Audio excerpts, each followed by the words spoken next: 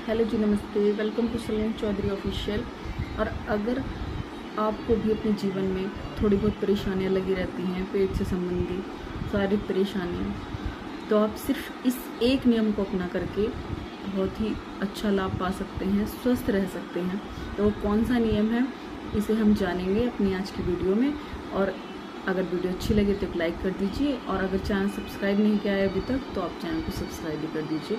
तो ये जानते हैं कि वो कौन सा नियम है जिसे अपनाकर हम स्वस्थ रह सकते हैं और एक हेल्दी जीवन जी सकते हैं। आइए शुरू करते हैं। में जो भी बदलाव किए होंगे, जिन नियमों का पालन किया होगा, उन सभी में जो आज का हमारा ये नियम है वो अग्रिम रहने वाला है। ये आपको बहुत अधिक लाभ देगा। ये नियम कोई कठिन नहीं पड़ेगा, आप सरलता से इसका पालन कर सकेंगे। और कैसे इसको सरल बनाना है वो भी हम आपके साथ साझा करेंगे। कैसे इस नियम से पूर्ण लाभ लेने हैं वो भी हम आपके साथ साझा करेंगे। और क्या प्रभाव आपके शरीर के अंदर होते हैं इस एक नियम से, इसको अगर आपने समझ लिया तो निश्चित रूप से आप इसका पालन भी करेंगे और पूर्ण लाभ भी ले सकेंगे।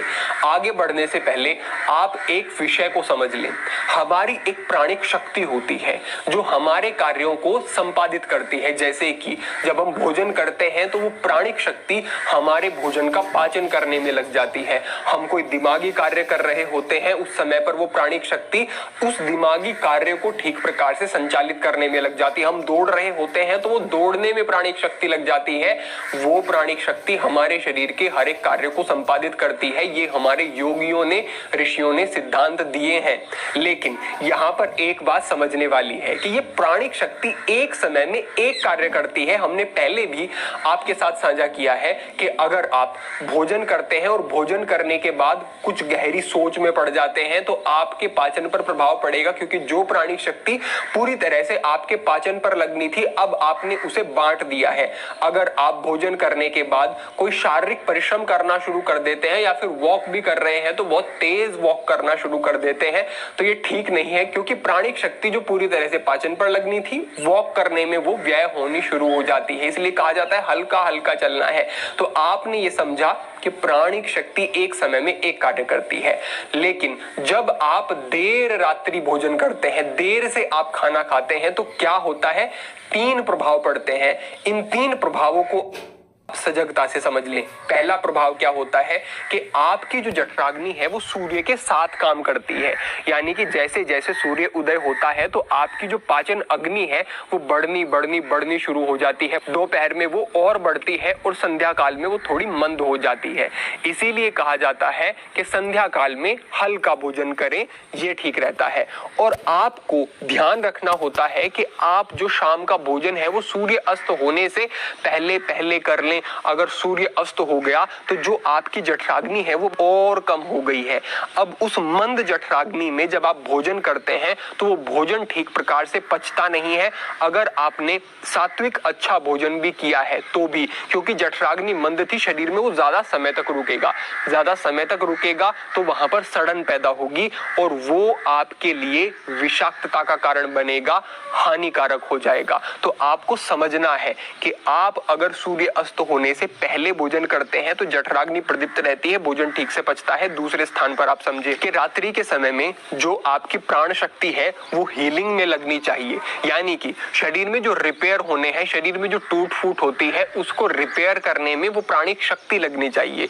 लेकिन आपने भोजन किया और भोजन करके आप लेट जाते हैं, आप सो जाते हैं। हमने पहले ही कहा कि एक समय में प्राणिक शक्ति एक कार्य करेगी तो अब वो पाचन में पूरी रात लगी रहेगी। वो हीलिंग का जो काम है आपके शरीर में, रिपेयरिंग का जो काम है वो नहीं हो पाएगा। और जब ये प्रक्रिया निरंतर चलती रहती है, निरंतर आप खाते हैं सो जाते हैं, खाते हैं सो जाते हैं, तो फिर बहुत सारी बीमारियां होनी शुरू हो जाती हैं, क्योंकि रिपेयर नहीं हो पा रहा है, क्योंकि ठीक प्रकार से प्रणाली चल नहीं पा रही है उस हीलिंग की, उस रिपेयरिंग की। तो आप समझें कि अनेक बीमारियां हो सकती हैं, कोई एक नहीं, बहुत सारी बीमारियां आगे हम समझेंगे। तीसरे स्थान पर आप समझें कि आपने भोजन किया और आप सो जाते हैं तो आपका दिमाग कहता है कि मुझे नींद चाहिए, शरीर को भी नींद चाहिए, लेकिन आपका पाचन तंत्र क्या कह रहा है कि मैं तो सक्रिय हूं, मुझे तो तुमने काम दे दिया है, अब इस काम को मुझे करना है, तो आप जागो। यानी कि दो विरोधाभास बन जाते हैं, दिमाग की तरफ से सो जाओ, पेट की तरफ से जागो। ऐसी स्थिति में नींद गहरी नहीं हो पाती है। गहरी नींद ना होने से शरीर को आराम नहीं मिल पाता है। आप सोते भी रहते हैं 7 घंटे 8 घंटे, लेकिन सुबह उठने में आपको कठिनाई होती है, आप दिन भर भी ऊर्जावान अनुभव नहीं कर पाते हैं। क्यों ऐसा हो रहा है? क्योंकि रात भर की जो रिपेयर की प्रणाली थी वो नहीं हुई है। आपकी जठराग्नि, आपकी प्राण शक्ति पूरी तरह से पाचन पर केंद्रित रही है और सुबह उठते ही आप फिर से ऊपर से कुछ खा लेते हैं, तो ये बार बार खाने से प्राण शक्ति पूरी तरह से पाचन पर ही लगी रहती है और दूसरे कार्य मंद पड़ जाते हैं जो कि जरूरी थे शरीर के। ये 3 प्रभाव होते हैं अगर आप सूर्य अस्त होने के बाद भोजन करते हैं, भारी भोजन करते हैं, ज्यादा मात्रा में भोजन करते हैं। ये 3 प्रभाव पड़ते हैं और आपकी जो डिटॉक्स प्रणाली है वो पूरी तरह से बिगड़ जाती है, खराब हो जाती है। फिर आपको चूर्ण लेते हैं, अनेक प्रकार के तरीके अपनाते हैं, लेकिन वो बाद की बात है। हमने उन पर भी मार्गदर्शन किया है, लेकिन सबसे पहले तो जो आपकी स्वाभाविक प्रणाली है उसको ठीक करना होगा। स्वाभाविक जो परमात्मा ने आपको दिया है कि इस तरीके से आपका शरीर खुद को खुद ही साफ करेगा, खुद की बीमारियों को अपने आप ही ठीक करेगा, वो आपको ठीक से चलाना है। तो इसके लिए क्या करना है, आगे बढ़ते हैं और समझते हैं। आपको 7 बजे से पहले अपना आहार ले लेना है। अगर आप 7 बजे से पहले भोजन कर लेते हैं और उसके बाद आप सोने के लिए जाते हैं 9-10 बजे के आसपास, तो आपके पास लगभग 3 घंटे का समय होता है। ये जो 3 घंटे का समय है, इसमें जो आपने हल्का सुपाच्य भोजन किया है वो आपके पेट से नीचे उतरना शुरू हो जाता है और उसका अर्धपाचन हो जाता है, यानी कि आधा काम तो समाप्त हो ही गया है। उसके बाद आप सो जाते हैं। सो जाने के बाद आप इस तरीके से समझ लें कि अगर 7 बजे के लगभग आपने भोजन ग्रहण किया है तो 1 बजे तक आपका भोजन पूरी तरह से पच जाता है और उसके बाद जो आपकी प्राण शक्ति है वो आपके रिपेयरिंग के और हीलिंग के काम में लग जाती है। अब यहाँ पर आप 2 तरीके से इस उपवास को कर सकते हैं। इसको कहा जाता है अर्ध उपवास या फिर इसको प्रातःकालीन उपवास कह सकते हैं।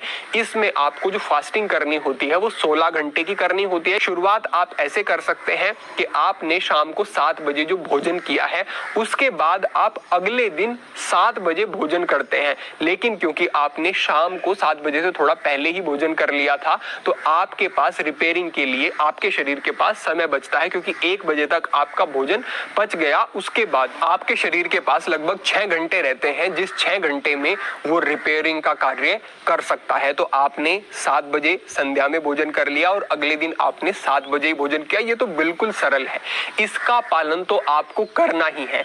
अगर आप रात को 8 बजे 9 बजे 10 बजे खाना खा रहे हैं तो इसको बदलें। इस नियम को तो निश्चित रूप से अपनाइए। छोटा सा नियम बड़े बदलाव करेगा। दूसरी सारी चीजें बाद में, पहले अपने शरीर की स्वाभाविक प्रणाली को ठीक करना है। अगर आप इससे और अधिक लाभ लेना चाहते हैं, कुछ समय तक आपने इस प्रकार से किया, इसके बाद आपको क्या करना है, आपको लगभग शाम को 7 बजे भोजन कर लेना है और अगले दिन 11 बजे आपको भोजन करना है। अगर इस प्रकार से आप 7 बजे से 11 बजे भोजन करते हैं तो आपके शरीर के पास 16 घंटे होते हैं जिसमें कि वो उस भोजन का पाचन करेगा और उस भोजन के पाचन होने के बाद वो रिपेयरिंग का कार्य करना शुरू कर देगा। इस प्रकार से जब आप अपने शरीर को आराम देते हैं, पाचन तंत्र को रिलैक्स होने देते हैं, प्राण शक्ति को अपना कार्य करने देते हैं, तो ये प्राण शक्ति अब आपके पूरे शरीर को प्रभावित करेगी, पूरे सिस्टम को आपके क्लीन करेगी, पूरे सिस्टम को आपके बदल देगी। ये जो चीजें होती हैं, जो इससे लाभ प्राप्त होते हैं, वो आपको 15-20 दिन का आप ये नियम अपनाते हैं उससे ही अनुभव होने शुरू हो जाएंगे। अगर आपको कोई क्रॉनिक डिजीज है वो ठीक होनी शुरू हो जाएगी। अगर आपकी त्वचा खराब होनी शुरू हो गई है तो वो ग्लोइंग होनी शुरू हो जाएगी। बाल गिर रहे हैं उन पर प्रभाव होगा। अगर आप बहुत लो फील करते हैं, एनर्जी नहीं है, उस पर प्रभाव होगा। अगर आपको कोई मानसिक समस्या है, चिंता तनाव रहता है, उस पर प्रभाव होगा। हमारे विद्यार्थी जो पढ़ते तो हैं लेकिन उनको याद नहीं रहता है। क्यों नहीं रहता है? क्योंकि दिमाग रिलैक्स ही नहीं है, प्राणिक शक्ति पूरी तरह से उनकी पाचन में लगी हुई है, वो दिमाग की तरफ जा ही नहीं पाती है। बार बार निरंतर वो खाते रहते हैं, ठीक बात नहीं है। इस तरीके से करेंगे तो आपकी एकाग्रता एकाग्रता बन जाएगी, कंसंट्रेशन बन जाएगा, दिमाग और अच्छे से आपका कार्य करना शुरू कर देगा। लॉस इससे नहीं होगा, फैट कम होगा, मसल्स कम नहीं होंगे। तो आप समझे कि ये हर प्रकार से आपके लिए उपयोगी है।